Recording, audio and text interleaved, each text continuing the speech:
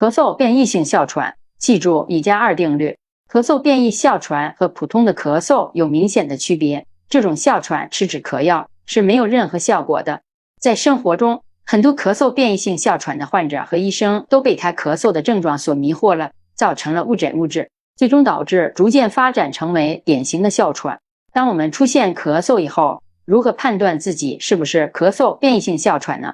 记住1+2定律。什么是1+2定律呢？1指的是咳嗽发作的时间，咳嗽变异性哮喘多以夜间或凌晨干咳为主。2指的是吃止咳药没有效果。当咳嗽符合1+2定律的时候，我们就需要去正规的医院做一次支气管激发试验。这个试验是临床诊断咳嗽变异性哮喘的金标准。